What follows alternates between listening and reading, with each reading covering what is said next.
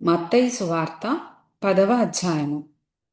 ఆయన తన 12 మంది శిష్యులను పిలిచి, అపవిత్రాత్మలను వెళ్ళగొట్టుటకును, ప్రతి విధమైన రోగమును, ప్రతి విధమైన వ్యాధిని స్వస్థపరచుటకును వారికి అధికారమిచ్చెను.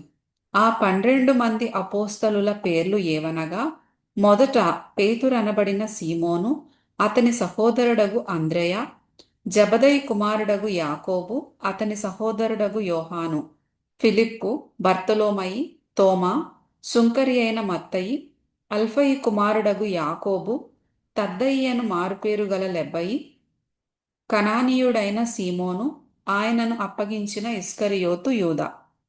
యేసు ఆ 12 మందిని పంపుచు వారిని చూచి వారికి ఆజ్ఞాపించినదేమనగా, మీరు అన్యజనుల దారిలోనికి వెళ్ళకుడి, సమరయుల ఏ పట్టణములోనైనను ప్రవేశింపకుడి గాని ఇశ్రాయేలు వంశములోని నశించిన గొర్రెల యొద్దకే వెళ్ళుడి. వెళ్ళుచు పరలోక రాజ్యము సమీపించియున్నదని ప్రకటించుడి.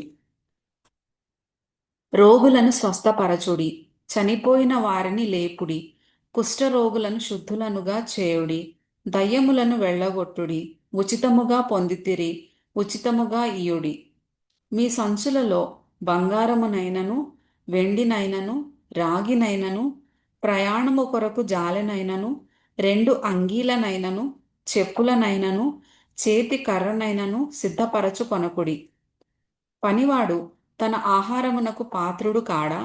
మరియు మీరు ఏ పట్టణములోనైనను గ్రామములోనైనను ప్రవేశించునప్పుడు అందులో ఎవడు యోగ్యుడో విచారణ చేసి అక్కడ నుండి వెళ్ళు వరకు అతని ఇంటనే బస చేయుడి. ఆ ఇంటిలో ప్రవేశించుచు ఇంటి వారికి శుభమని చెప్పుడి. ఆ ఇల్లు యోగ్యమైనదైతే మీ సమాధానము దాని మీదికి వచ్చును, అది అయోగ్యమైనదైతే మీ సమాధానము మీకు తిరిగి వచ్చును. ఎవడైనను మిమ్మును చేర్చుకొనక మీ మాటలు వినకుండిన ఎడల మీరు ఆ ఇంటినైనను ఆ పట్టణమైనను విడిచిపోవునప్పుడు మీ పాదధూళి దులిపివేయుడి. విమర్శ దినమందు ఆ పట్టణపు గతి కంటే సొదొమ గొమొర్రా ప్రదేశముల గతి ఓర్వతగినదై ఉండునని నిశ్చయముగా మీతో చెప్పుచున్నాను. ఇదిగో, తోడేళ్ల మధ్యకు గొర్రెలను పంపినట్టు నేను మిమ్మును పంపుచున్నాను గనుక పాముల వలె వివేకులును, పావురముల వలె నిష్కపటులునై ఉండుడి. మనుష్యులను గూర్చి జాగ్రత్త పడుడి. వారు మిమ్మును మహాసభలకు అప్పగించి తమ సమాజ మందిరములలో మిమ్మును కొరడాలతో కొట్టింతురు.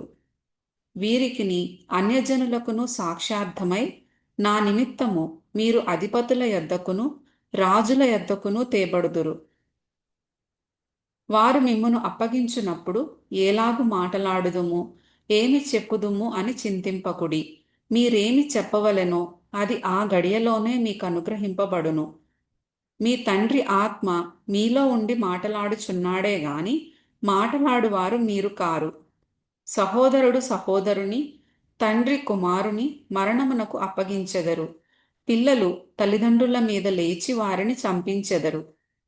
మీరు నా నామము నిమిత్తము అందరి చేత ద్వేషింపబడుదురు.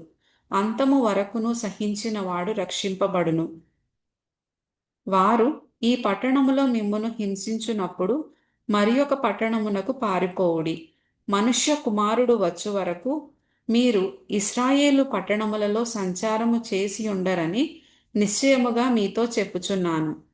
శిష్యుడు బోధకుని కంటే అధికుడు కాడు, దాసుడు యజమానుని కంటే అధికుడు కాడు. శిష్యుడు తన బోధకుని వలెను, దాసుడు తన యజమానుని వలెను ఉండిన చాలు. ఇంటి యజమానునికి బయల్జెబూలని వారు పేరు పెట్టి ఉండిన ఎడల ఆయన ఇంటి వారికి మరి నిశ్చయముగా ఆ పేరు పెట్టుదురు గదా. కాబట్టి మీరు వారికి భయపడకుడి. మరుగైనదేదియు బయలుపరచబడకపోదు, రహస్యమైనదేదియు తెలియబడకపోదు. చీకటిలో నేను మీతో చెప్పునది మీరు వెలుగులో చెప్పుడి. చెవిలో మీకు చెప్పబడినది మేడల మీద ప్రకటించుడి. మరియు ఆత్మను చంపనేరక దేహమునే చంపువారికి భయపడకుడి గాని ఆత్మను దేహమును కూడా నరకములో నశింపజేయగల వానికి మిక్కిలి భయపడుడి. 2 పిచ్చుకలు కాసుకు అమ్మబడును గదా, అయినను మీ తండ్రి సెలవు లేక వాటిలో ఒకటైనను నేలను పడదు. మీ తల వెంట్రుకలన్నీ లెక్కింపబడి ఉన్నవి గనుక మీరు భయపడకుడి. మీరనేకమైన పిచ్చుకల కంటే శ్రేష్ఠులు. మనుష్యుల ఎదుట నన్ను ఒప్పుకొనువాడెవడో పరలోకమందున్న నా తండ్రి ఎదుట నేనును వానిని ఒప్పుకొందును. మనుష్యుల ఎదుట ఎవడు నన్ను ఎరుగననునో వానిని పరలోకమందున్న నా తండ్రి ఎదుట నేనును ఎరుగనందును. నేను భూమి మీదికి సమాధానమును పంపవచ్చితినని తలంచకుడి. ఖడ్గమునే గాని సమాధానమును పంపుటకు నేను రాలేదు. ఒక మనుష్యునికిని వాని తండ్రికిని కుమార్తెకును ఆమె తల్లికిని కోడలికిని ఆమె అత్తకును విరోధము పెట్టవచ్చితిని. ఒక మనుష్యుని ఇంటివారే అతనికి శత్రువులగుదురు. తండ్రినైనను తల్లినైనను నాకంటే ఎక్కువగా ప్రేమించువాడు నాకు పాత్రుడు కాడు. కుమారునినైనను కుమార్తెనైనను నాకంటే ఎక్కువగా ప్రేమించువాడు నాకు పాత్రుడు కాడు. తన సిలువను ఎత్తికొని నన్ను వెంబడింపని వాడు నాకు పాత్రుడు కాడు. తన ప్రాణము దక్కించుకొనువాడు దాని పోగొట్టుకొనును గాని నా నిమిత్తము తన ప్రాణము పోగొట్టుకొనువాడు దాని దక్కించుకొనును. మిమ్మును చేర్చుకొనువాడు నన్ను చేర్చుకొనును.